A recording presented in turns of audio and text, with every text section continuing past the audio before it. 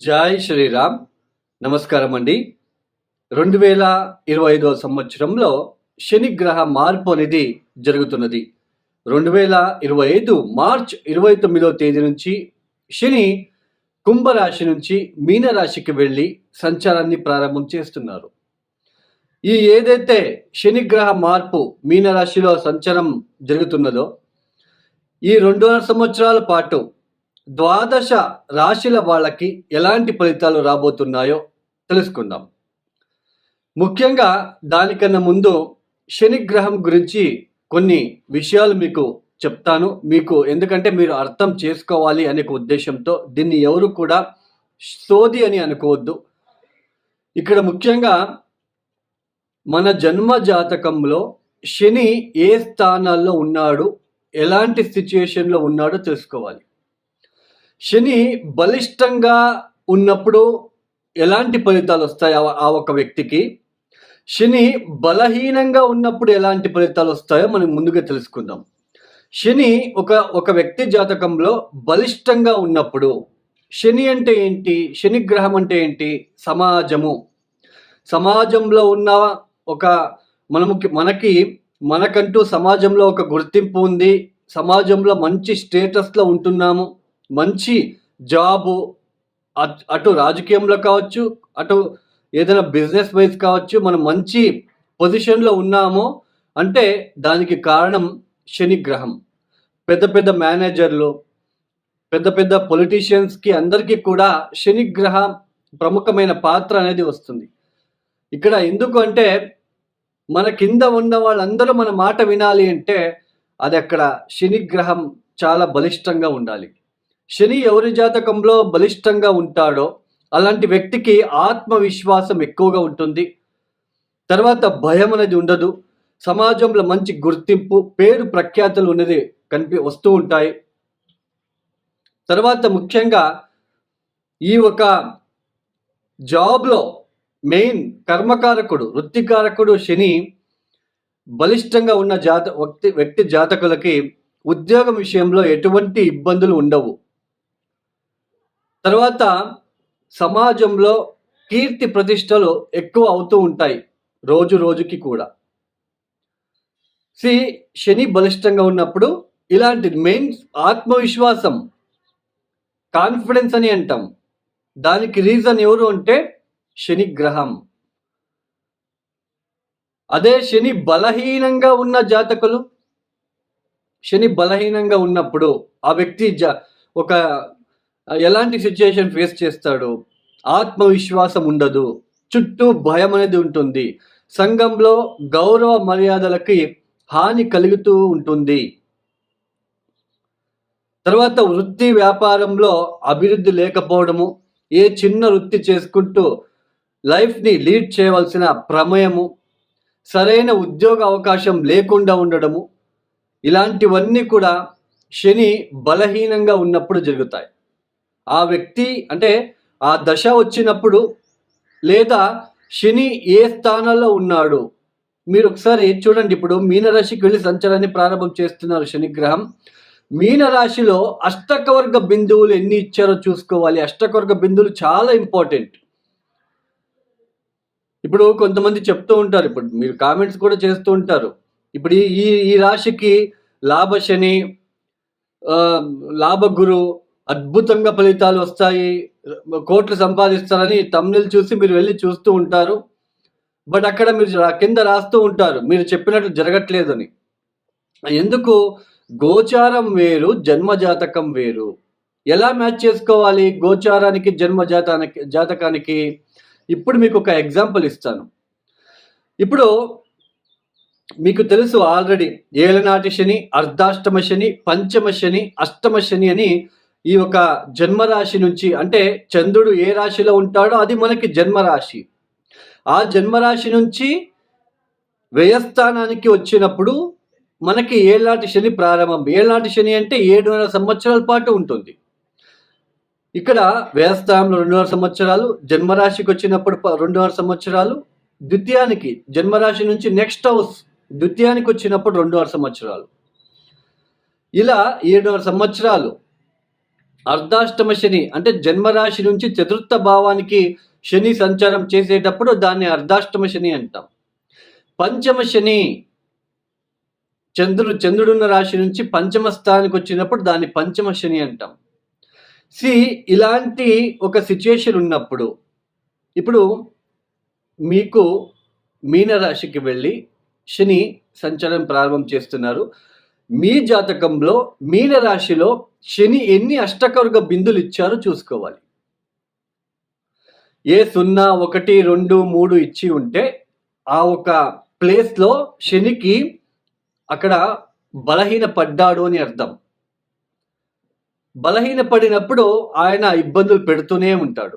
Even ఏళ్నాటి శని, అర్ధాష్టమ శని కూడా, even లాభస్థానానికి వచ్చినప్పుడు కూడా అష్టకవర్గ బిందువులు చాలా ఇంపార్టెంట్. ఇప్పుడు మీనరాశిలో పుట్టిన ఒక వ్యక్తి ఉన్నాడు. ఇప్పుడు మీనరాశికి ఏళ్నాటి శని ప్రారంభమైంది. ఇప్పుడు జన్మరాశికి శని వస్తున్నాడు. ఇప్పుడు గనక మీనరాశిలో పుట్టిన ఏదైనా జాతకులకి శని మహాదశనే జరుగుతూ ఉంటే ఒకవేళ, లేదా ఒకవేళ చంద్ర మహాదశ జరుగుతూ ఉంటే వాళ్ళకి ఇది తీవ్రమైన కష్టాలకి గురి చర్చలు చేస్తుంది. అంటే తీవ్రమైన కష్టాలు, బాధ ఎక్కువ అవుతూ ఉంటాయి.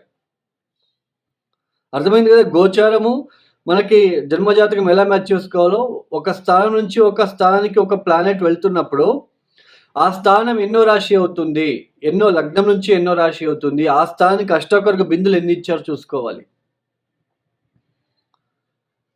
అష్టకవర్గ బిందులు చాలా ఇంపార్టెంట్. తర్వాత ఇప్పుడు శని మీనరాశికి వెళ్తున్నాడు, సంచారాన్ని ప్రారంభం చేస్తున్నారు. అక్కడ శనికి శత్రుగ్రహాలు ఏమైనా ఉన్నారా చూసుకోవాలి. శనికి శత్రుగ్రహాలు ఎవరెవరు? సూర్య, కుజ, కేతు, అక్కడ ఏమైనా ఉన్నారా చూసుకోవాలి. ఏనాటి శని, అర్ధాష్టమ శని, పంచమ శని జరిగేటప్పుడు ఒక ఇంటికి వచ్చినప్పుడు ఒకలాగా ఫలితాలు. పంచమ శని అంటే పంచమానికి వచ్చినప్పుడు దాన్ని పంచమ శని అంటాం. సామాన్యంగా కర్మకారకుడు పంచమానికి వచ్చినప్పుడు బుద్ధిశక్తి, ఆలోచన విధానం. పంచమ స్థానం అంటే ఏంటి? బుద్ధిశక్తి, ఆలోచన విధానము, సంతానము, మన అభిరుచి. అలాంటి స్థానానికి వచ్చినప్పుడు ఎలాంటి మనకి ఆలోచన ఇస్తాడు శనిదేవుడు అంటే, కష్టపడి పని చేయడం ఎందుకు, షార్ట్ కట్లో వెళ్ళిపోదాం, జూజాడము, బెట్టింగ్లు, ఇన్వెస్ట్మెంట్ చేసి డబ్బులు నష్టపోవడం లాంటిది. అక్కడ అలాంటి సిచ్యుయేషన్ ఏర్పడుతుంది. ఒక ఇంటికి వచ్చినప్పుడు ఒక లాగా ఫలితాలు అనేది వస్తూ ఉంటాయి. అన్నీ కూడా ఒకేలాగా ఉండవు. ఈ సమయంలో కూడా పరిహారాలు చాలా ఇంపార్టెంట్ అండి. జంప్ స్టోన్ వేసుకోవడము, నీలమణి జంప్ స్టోన్ వేసుకోగానే పంచమ శని, అర్ధాష్టమ శని ఇబ్బందులు తగ్గుతాయి అని నమ్మడము. తర్వాత నల్ల బట్టలు వేసుకోండి అని చెప్తూ ఉంటారు కొంతమంది. శని ఇబ్బంది పెట్టడానికి వచ్చినప్పుడు ఆయన వస్తువులు ఎందుకు వేసుకోవాలి అండి?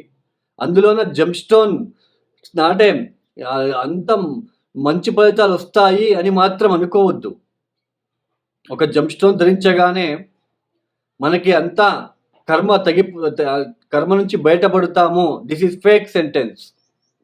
జంప్ స్టోన్ వేసుకోగానే మనకి ఉద్యోగాలు వస్తాయి, ఫేక్. మనకి ఇదే ఎందుకంటే మనము అత్యాశ ఎక్కువైపోయింది. మనలో అత్యాశ ఎక్కువైపోయి తొందరగా కర్మ నుంచి బయటపడాలి, లేదా తొందరగా నేను శ్రీమంతుడైపోవాలి అని అక్కడ నష్టపోతూ ఉన్నారు ప్రజలు. జంప్ స్టోన్ వేసుకోగానే అన్నీ అయిపోతాయి, మంచి ఫలితాలు వచ్చేస్తాయి. This is wrong sentence. ఎప్పుడు గుర్తుపెట్టుకోండి. మన కర్మానుసారంగా మనకి ఏదైనా దశాభుక్తి జరుగుతున్నప్పుడు మనమే కష్టపడి వేల కొద్ది చిన్న పరిహారాలు ఉన్నాయండి, వాటిని చేసుకుంటూ వెళ్ళాలి. అప్పుడే దాని నుంచి బయటపడతాం. సరే, ద్వాదశ రాశుల వాళ్ళకి ఎలా ఉంటుంది, ఎలాంటి ఫలితాలు వస్తాయో మనము ఒక్కొక్కటే ఇండివిజువల్గా తెలుసుకుంటూ వెళ్తాం. ఇక తదుపరి రాశి వృశ్చిక రాశి. ఈ వృశ్చిక రాశి వాళ్ళకి ఏదైతే ఈ 2025 మార్చ్ 29వ తేదీ మారబోతున్న శని వలన ఎలాంటి ఫలితాలు రాబోతున్నాయో తెలుసుకుందాం. చూడండి, గత 2.5 సంవత్సరాలు కూడా వృశ్చిక రాశి వాళ్ళకి అర్ధాష్టమ శని వలన మానసికంగా చాలా ఇబ్బందులు పడి ఉంటారు. ఈ సమయంలో మీకు ప్లేస్ అనేది చేంజ్ అయ్యి ఉంటుంది. అది వర్క్ ప్లేస్ కావచ్చు, ఇల్లు కూడా కావచ్చు. ప్లేస్ చేంజెస్ అనేది కనిపించి ఉంటుంది మీకు. జాబ్‌లో చాలా ఒత్తిడి మీరు ఫేస్ చేసి ఉంటారు. ఎక్స్‌ట్రా డ్యూటీస్ చేయడము, ఓవర్ నైట్ పని చేయడము, ఇలాంటివన్నీ మీరు ఫేస్ చేసి ఉంటారు. ఒకేసారి ఇంట్లో అందరికీ ఆరోగ్యం బాలేకపోవడము, ఇది కూడా మీరు ఫేస్ చేసి ఉంటారు. కొంతమందికి ఈ సైట్‌కి అడ్వాన్స్ అని ఇవ్వడము, లేదా ఇంటికి అడ్వాన్స్ అని ఇవ్వడము, రిజిస్ట్రేషన్ కోసము ఇప్పుడు పరితపిస్తూ ఉండడం లాంటివి కూడా మీరు ఫేస్ చేస్తూ ఉంటారు. అంటే అక్కడ రిజిస్ట్రేషన్ చేపించరు, ఇక్కడ డబ్బులు కూడా వెనక్కి రావు. ఎందుకంటే అర్ధాష్టమ శని. అక్కడ అష్టకొరక బిందులు ఎన్ని ఇచ్చి ఉంటారో చూసుకొని మనం ఇలాంటి పనులు చేసుకోవాలి. ఇది తెలుసుకోకుండా మనం చేసుకుంటే బాగుండదు. తర్వాత దశాభుక్తి కూడా మనం చూసుకొని మనం ఇన్వెస్ట్మెంట్ చేసుకోవాలి.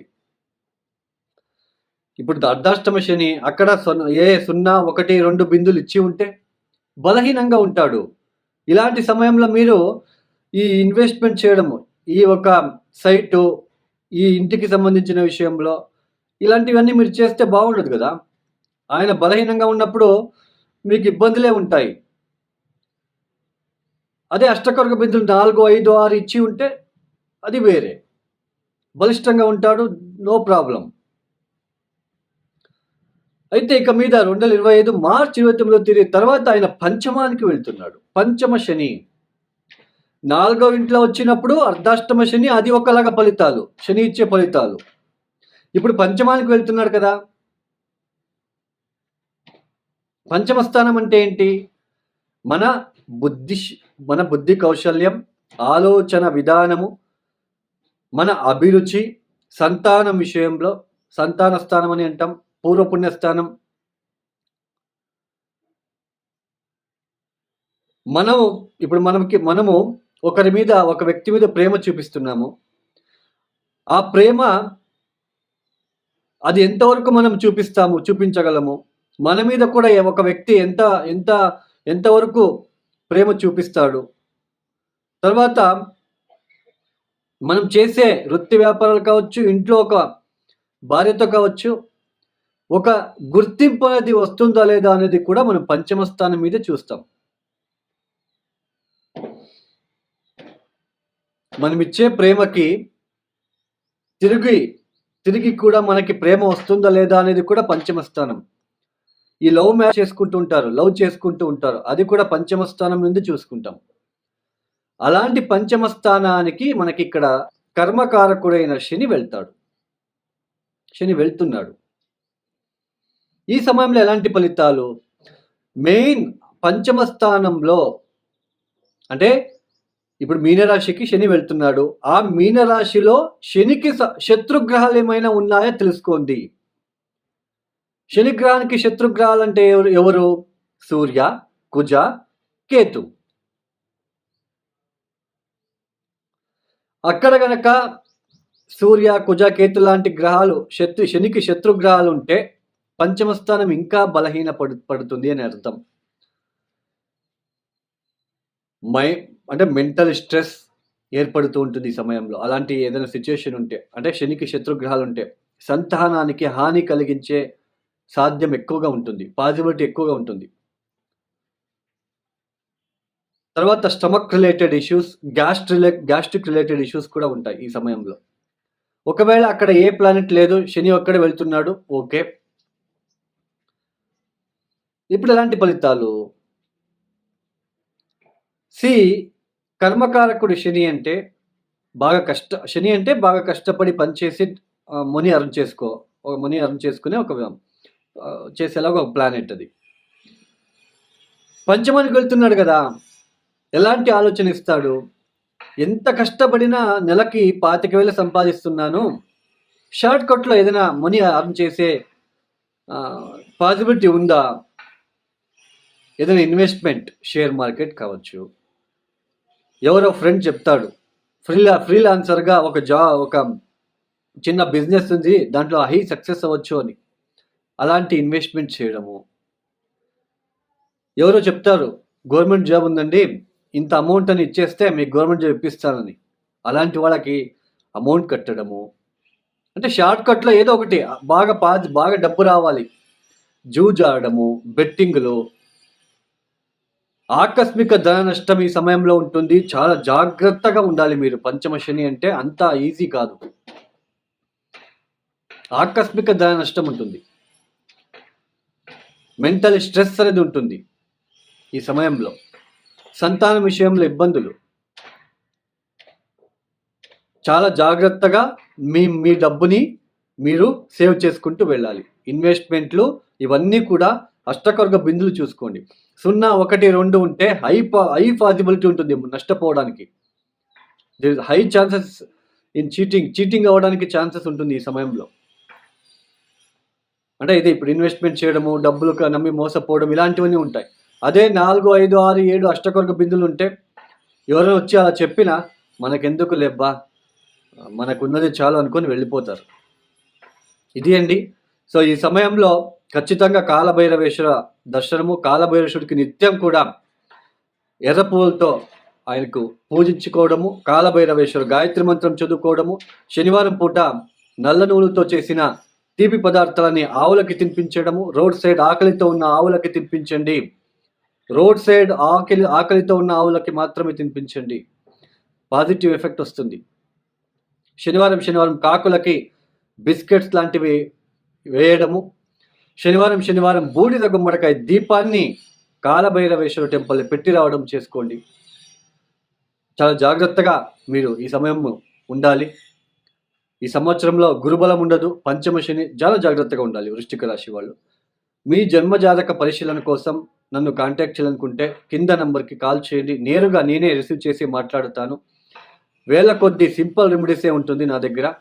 జమ్ స్టోన్ ప్రిఫర్ చేయను, పెద్ద హోమాలు ప్రిఫర్ చేయను నేను. మీరే స్వయంకృతంగా కష్టపడి మీరు పరిహారాలు చేసుకుంటూ వెళ్తే ఖచ్చితంగా రెమెడీస్ అనేది మీకే తెలుస్తుంది. మీరే ఇంకొకరికి చెప్తారు. ఈ యొక్క వీడియో మీకు నచ్చితే లైక్ చేయండి, షేర్ చేయండి, సబ్స్క్రైబ్ చేసుకోండి. సర్వే జనం సుఖినో భవంతు. ధన్యవాదములు. జై శ్రీరామ్.